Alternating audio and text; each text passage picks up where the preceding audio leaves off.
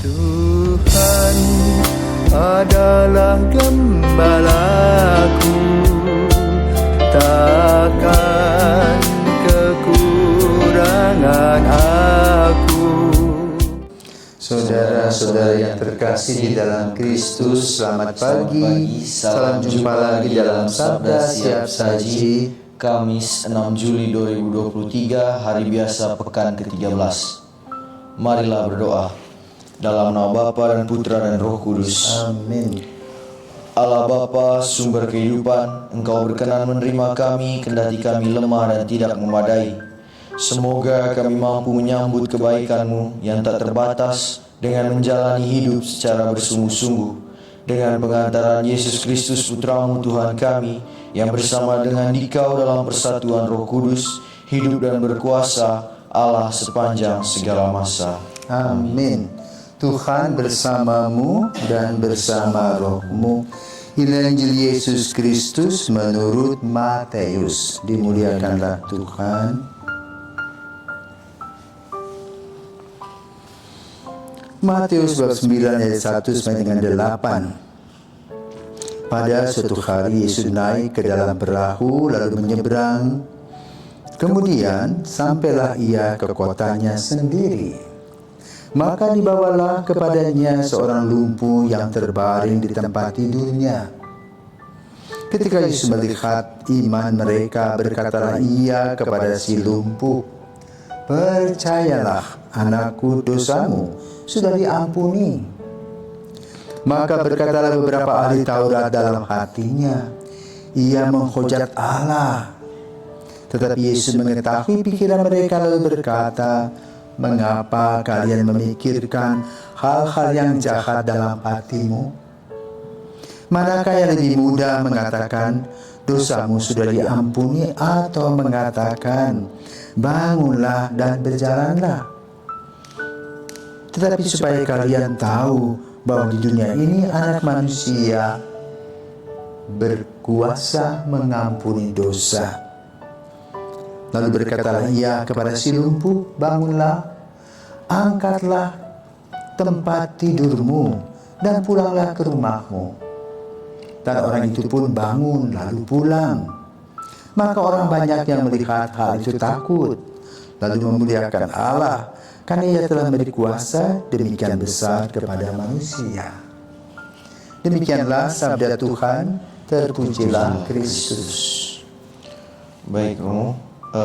Dari Injil yang kita dengar hari ini, ada pertanyaan yang timbul dari dalam hati saya, yang ingin saya tanyakan, Romo. Dalam Injil ini kan terlihat bahwa Yesus tuh dia lebih berinisiatif dalam mengampuni dosa umatnya. Bagaimana ia kemudian melihat bahwa ada orang sakit, kemudian ia mengampuni dosanya, kemudian orang itu sembuh. Ini kan di dalam konteks Injil ini kan umatnya sudah bertemu langsung dengan Tuhan. Lalu yang saya ingin pertanyakan, Romo, bagaimana dengan kita yang sekarang mungkin kehadiran Yesus itu tidak secara langsung. Jadi saya ingin bertanya bagaimana kita sehingga kita tuh bisa berinisiatif untuk bertemu Yesus Tuhan Yesus itu dalam kehidupan kita sehari-hari itu bagaimana? Iya. Selamat pagi Frater Excel OFM. Sudah lama ya di Pagal, kemudian kamu akan masuk novis. Nah, mengapa kamu menjalankan novisiat? Untuk memperdalam kembali panggilan saya, untuk memperkuat panggilan saya.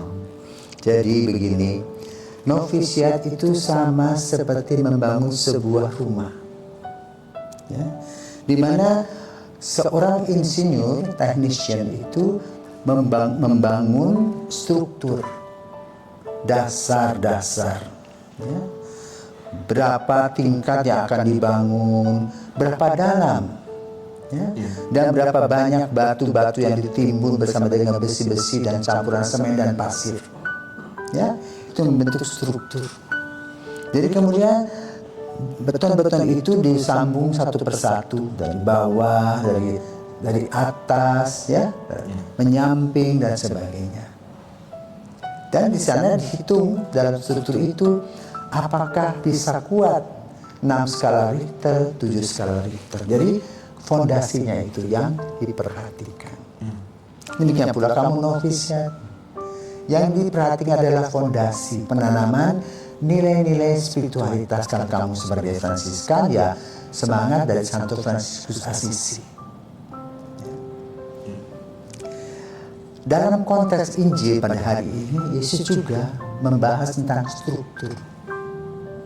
Ya, karena itu dikatakan apa? Dosanya diampuni. Jadi yang merusak diri kita itu dosa. Ya. Kita tidak merasa nyaman lagi berhadapan, berhubungan dengan Tuhan. Kenapa?